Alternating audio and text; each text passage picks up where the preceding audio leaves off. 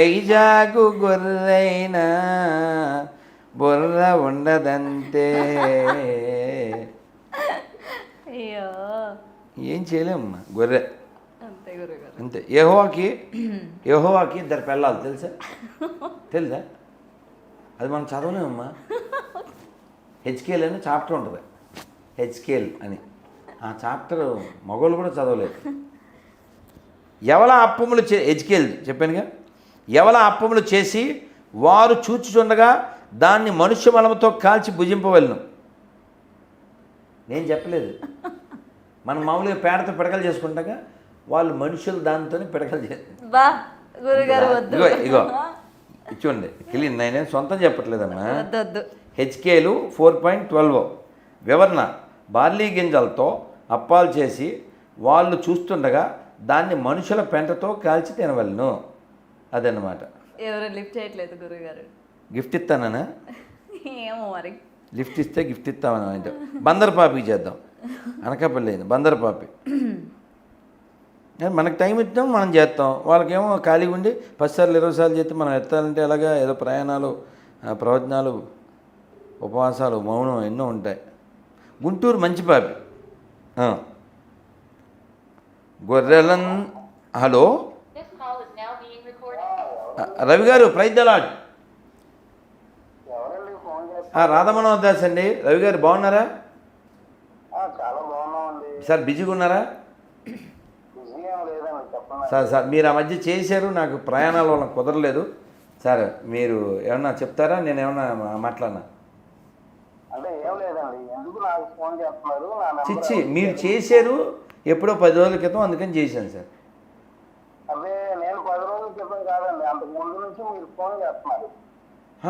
నా బతుకి ఫోనే ఎత్తను, నేను ఫోన్ చేయడానికే, నా మొహానికి.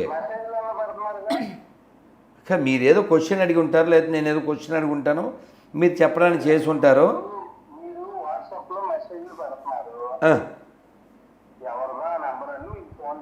అచ్చా, మీరు ఏదైనా అడిగేది ఉందా? ఓకే, పడుకోండి సార్, పడుకోండి. అడిగేదండి, మేము కడిగేది అయితే ఉంది. రైట్. గుంటూరు మంచి పాపి. ఈ పాపుల్లో కూడా మంచి పాపి. అదే అన్నగా పాపు. ఎందులో ఇది? ఎందులో? శతమానం భవతి అంటే మంచి పాప అంటే అమ్మ బైబిల్ ఎక్కనవాడు అని అర్థం. బైబిల్ ఎక్కితే ఇంకా ఆ భాష వేరే ఉంటుంది. అదే. ముసలి పాపి ఎలమంద 8 సార్లు చేశాడు. ముసలి పాపి 8 సార్లు ఏంటి, 88 సార్లు చేస్తాను. అదే పని. ఒకడు ఉన్నాడు, వాడు యుఎస్ నుంచి కుర్రోడు. అది కూడా ప్రైవేట్ నెంబర్ నుంచి చేస్తాడు. 20 సార్లు చూడమ్మా, ఎన్నిసార్లు ప్రైవేట్ నెంబర్ నుంచి? 37 సార్లు ఫోన్ మీద ఫోన్ చేస్తూనే ఉంటాడు. పోనీ ఒరే నువ్వు ఏదైనా మామూలు నెంబర్తో ఫోన్ చేయరా, లొకేషన్ పెడతా అంటే, హలో నమస్తే అండి. నమస్తే అండి, ప్రైజ్ ద లార్డ్. ఎలమంద గారు ఎవరో ఓలేటి లక్ష్మి గారి బ్యాచ్. హలో ఎవరో? బాగున్నాను సార్. ఎలమంద గారు భోజనం అయిందా?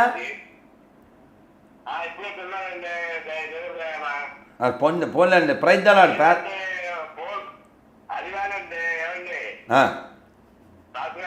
చెప్పండి సార్, ఎలమంద గారు చెప్పండి సార్. చిచ్చి దేవుడు ఎవడు ఉన్నాడు సార్? ఎవడు వాడు సార్? వాడి పేరు చెప్పండి. మీ దేవుడు మా దేవుడు అంటూ ఎవడైనా ఉన్నాడా సార్? దేవుడు సార్, మా దేవుడు కూడా ప్రభు. రామచంద్ర ప్రభుకి జై. ఎలమందకి బై. ఇప్పుడు నిద్రపడుతుంది ఎలమంద, నిద్రపడి. ఇప్పుడు ఎందుకు చెప్పండి. రవి గారు ఫోన్ చేస్తున్నారు. రవి గారు చెప్పండి సార్. చెప్పండి సార్. అయ్యో మళ్ళీ ఆయన ఫోన్ చేస్తున్నాడు. చెప్పండి సార్. నమస్తే, చెప్పండి సార్. మీరే ఎప్పుడూ చేసి ఉంటారు సార్, లేకపోతే నాకు ఎలా వస్తుంది? నాకేం పని? మీరు ఎప్పుడో చేసి ఉంటారు, ఎందుకంటే నా నెంబరు ఎక్కడో మీకు దొరుకుంటుంది, ఏదో అడగడానికి చేసి ఉంటారు. లేకపోతే నా దాంట్లో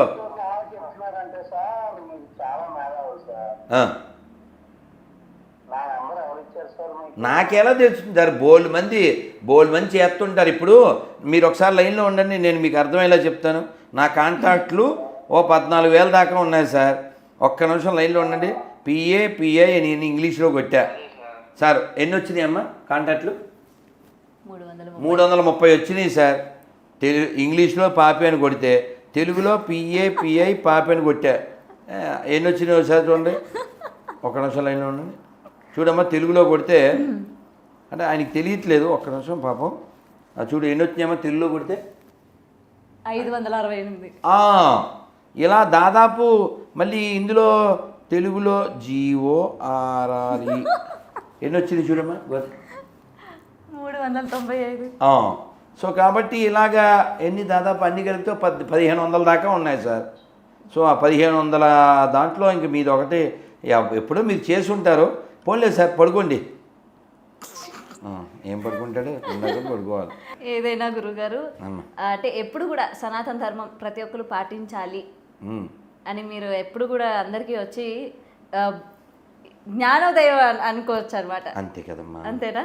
ఇప్పుడు ఉదాహరణకి నీకు మారుతి 800 కారు ఉంది అనుకుందాం. నీకు ఛాన్సు పరిస్థితులు కలిసి వస్తే నెక్స్ట్ లెవెల్ కార్ ఏం తీసుకుంటావు? ఏదో దానికంటే అప్గ్రేడ్. అంతే కదా, అంతే కదా, కిందకి వెళ్ళరు కదా. అలాగా ఓ మనిషి అంటే మనం ఆదిమ కాలం అనుకుందాం. ఏం తినేవాడు? పళ్ళు. బాగా ఆది మానవుడు మాంసం, పచ్చి మాంసం. ఇప్పుడు అలా లేడుగా, అప్డేట్ అయ్యాడుగా. వండుకుంటున్నాడు, చక్కగా తింటున్నాడు. అన్ని జంతువులు తినేస్తున్నాడు. మేకలని, కోళ్ళని, కట్లపావుల్ని, మొసళ్ళని, తాబేల్ని, పావులు, అన్ని పురుగులతో సహా అన్ని తింటున్నారు కదా ఇవాళ. మిడతల్ని, తేళ్ళు, మండ్రగబ్బలు, జెర్లు అన్నీ తినేస్తున్నాడు. కుక్కలు రోజు 14,000 కేజీల కుక్క మాంసం వస్తుందంట ఇక్కడ బెంగళూరులో. అదే మటనాన్ని పెట్టేస్తున్నారు. ఇది నేను విన్నాను రీసెంట్గా మటన్ అని చెప్పి. అవును, జస్ట్ మొన్నే. సో కుక్క మాంసం తింటున్న బెంగళూరు వాసులు. అసలు కుక్కదా నక్కదా కదా, ఎందుకు తినాలి? అది ఫస్ట్ పాయింట్. అప్డేట్ అంటే ఏంటి? జంతువుల్ని పచ్చిగా తినే స్థితి నుంచి, జంతువులను కాల్చి తినే స్థితి నుంచి అసలు జంతువులు తినకుండా ఉండే స్థితి కదా. మనిషి బతకడానికి జంతువులతో పని లేదే. మనిషి బతకడానికి జంతువులు తినాల్సిన పని లేదే. ప్రతి జంతువు మనిషికి ఉపకారం చేద్దే, మనిషి ప్రతి జంతువుకి అపకారం చేస్తాడు. ప్రతి జీవిని కడుపులో పెట్టేస్తే ఖాదర్ వలి గారు ఎంత బాధపడతారో. సృష్టిలో 30% జీవులను కడుపులో పెట్టేశాడు వీడు. లేవంటవి జాతులు 30% కదా, పొట్టలోకి వెళ్ళిపోయినాయి. సో కాబట్టి మనిషి అప్డేట్ అవ్వాలి. కేవలం పుస్తకంలో ఏదో రాసి ఉంది. ఉదాహరణకి నేను లాంగ్ ఎగో నా first video I think so Jehovah menu అని అవుతుంది. యెహోవా మెను, అందులో ఏ జంతువులను తినాలి, ఏ పక్షులను తినాలి అవన్నీ క్లియర్గా రాసి ఉంటుంది. అందులో ఒక్క జాంకాయ గురించి ఉండదు, ఒక మ్యాంగో గురించి ఉండదు, ఓ ధాన్యం గురించి ఉండదు. భగవద్గీతలో ఏం చెప్పారు? పత్రం పుష్పం ఫలంతోయం యోమే భక్త్యా ప్రయచ్చతి తదహం భక్త్యా ఉపహృత అశ్నామి ప్రయతాత్మన. కాబట్టి మనిషి అప్గ్రేడ్ అవ్వాలి. ఈ శరీరం దేనికి నిర్దేశించబడింది? ఈ శరీరం దేనికి నిర్దేశించబడింది? కేవలం ఏదో ప్రతి జంతువుని భుజించడానికి కాదు, భగవంతుని భజించడానికి. హలో, నమస్తే అండి. జై శ్రీరామ్. ఎవరండి? ఎవరు? నాన్న సంతోషం. కదిరి కృష్ణ ఫోన్ చేస్తే స్విచ్ ఆఫ్ వచ్చింది. మరి ఏం చేయాలి? అంటే వీళ్ళంతా మనకి పుట్టిన వాళ్ళే కదా సార్. వీళ్ళ తాతలు వీళ్ళ తండ్రులు అంతా మంచోళ్ళే సార్.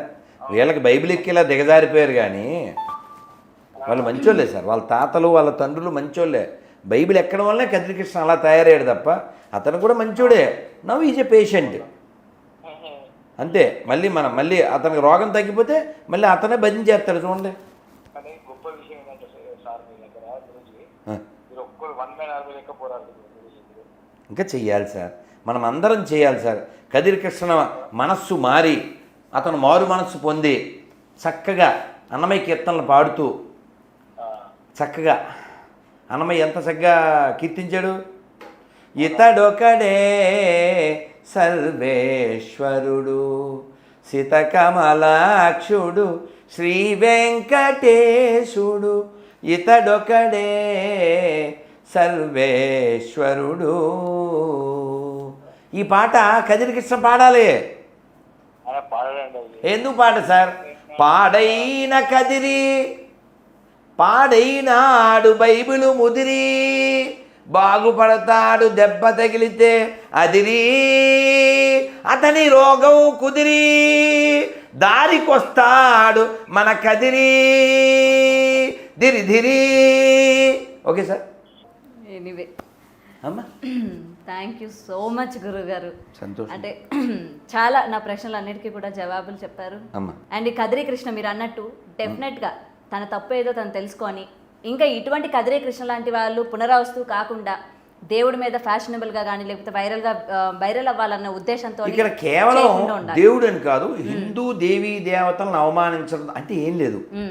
ఇప్పుడు నా కోరిక ఏంటంటే అది ఫోన్ ఎత్తుంటే అవును కదిరి కృష్ణ గారి నోటి ద్వారా వెంకటేశ్వర సుప్రభాతం వక్ర భాష్యం విన్నాం.